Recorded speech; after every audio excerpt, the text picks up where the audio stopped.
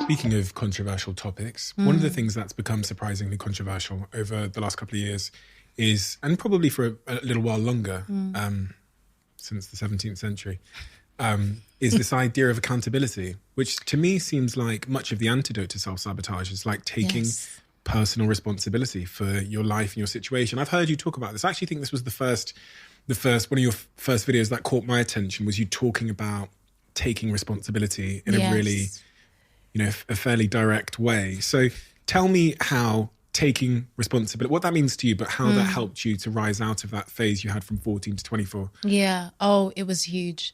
It was huge. And it had to be one of the first things that I did.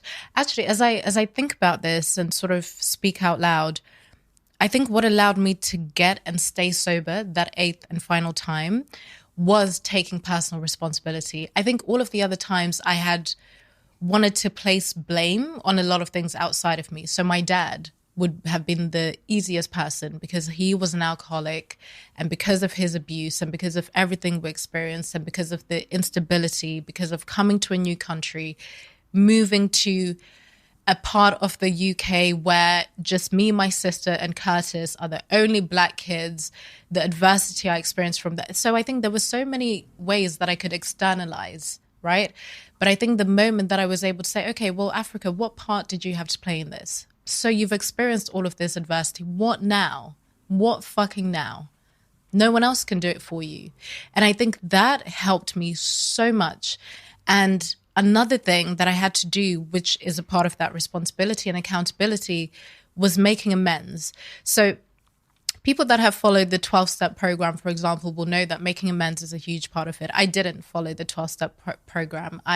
What's the 12-step program? So 12-step is AA, essentially Alcoholics Anonymous. You go through a process, a 12-step process of accountability, essentially.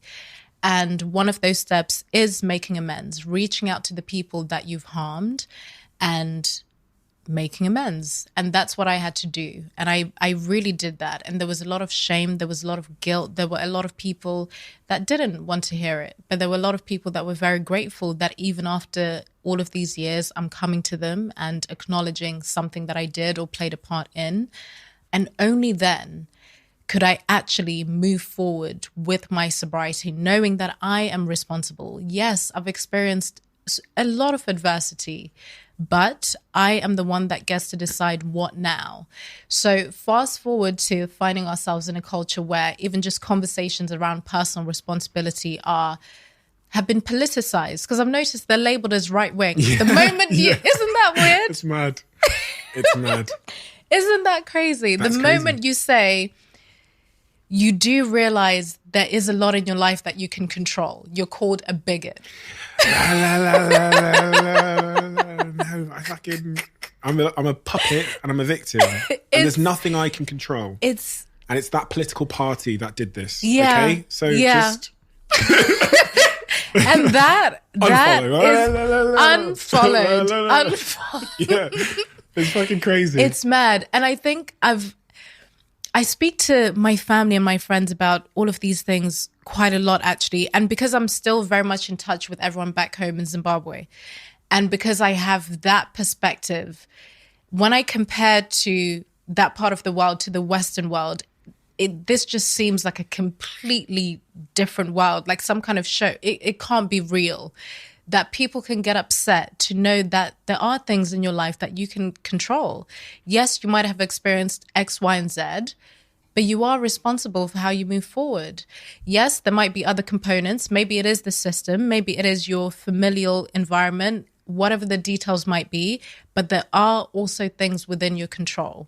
The fact that people can label that as being bigoted the moment you say, I just... Wouldn't you want that to be the case? Wouldn't you want to have things that you can control? The thought of being powerless to my circumstances is the most terrifying thing in the world.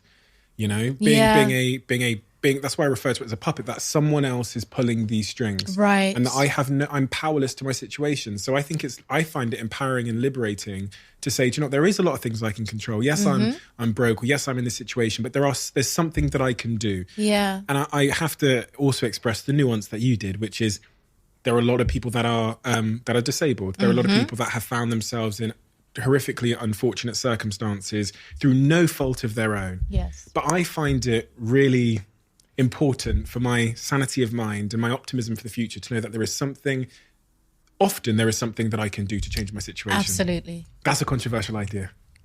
Imagine that. Would you have and I can thought hear that? the people typing out at you fucking bastard, you fucking... Easy for you to say. Yeah, rich motherfucker with his cars. What is it though?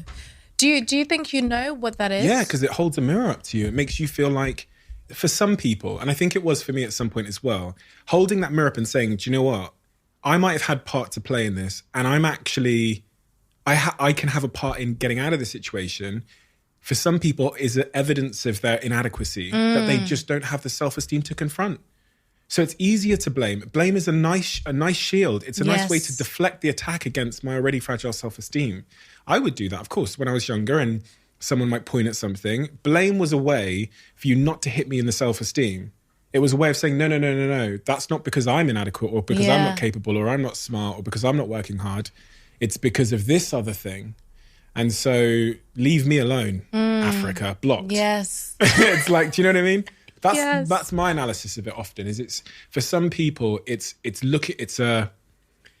feels like evidence of their inadequacy. Yes. And why would someone not like that? Well, because it makes you feel like shit. Yeah.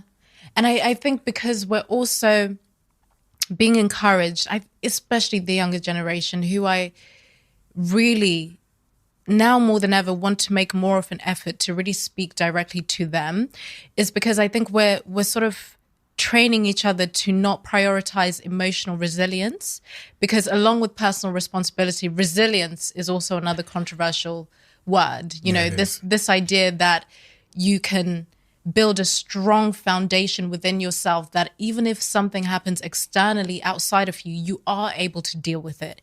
You don't have to go into that deep, dark place and think that is it, full stop. So I think because most people are not emotionally resilient and are not nurturing and sort of cultivating that within themselves, it continues that cycle where you just end up in perpetual victimhood.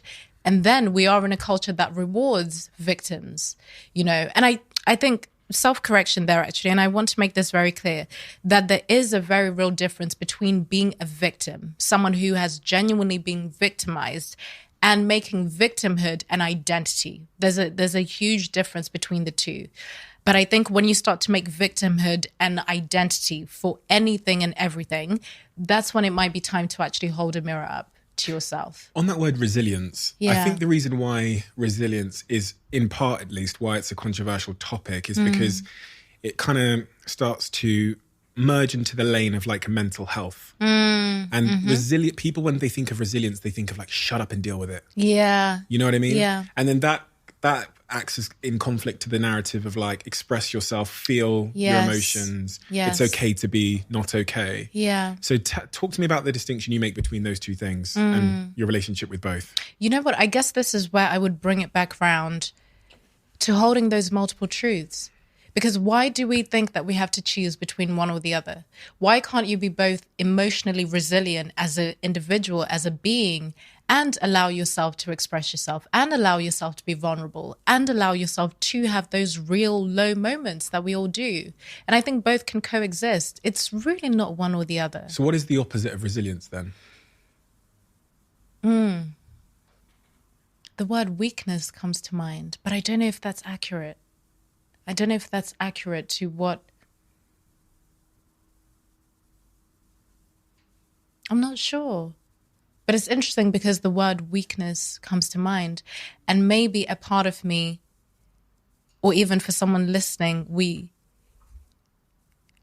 think associating the word weak to yourself means there's something wrong with you, that it's a bad word. I think there's this idea that it's bad to be weak, or it's not acceptable to be weak. But I think we all have moments of weakness. But I don't know if that would be the opposite of resilience. What do you think? So if we're talking about emotional resilience, maybe the opposite is emotional, maybe fragility. Maybe, I don't know. It's something within that realm, right? Yeah.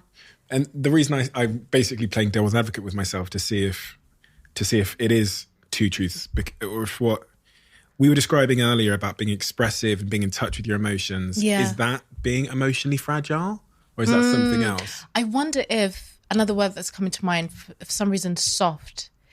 I think it's both possible to be soft and whatever you would consider hard, because just in very simple language, when I hear the word resilience, you have to be hard. There's something sort of, it's not necessarily stoic, but it's sort of that kind of language where you're really fully grounded in yourself. Your back is straight. You're internally up, you know. Whereas the other side of that is maybe there is an element of fragility, which is fine. I don't think it's a bad thing. Allowing yourself to be soft, allowing yourself to be, to not be as strong all of the time. So I think it's interesting, isn't it? Because on one hand you're saying be resilient, but then also be the opposite of resilience. Yeah.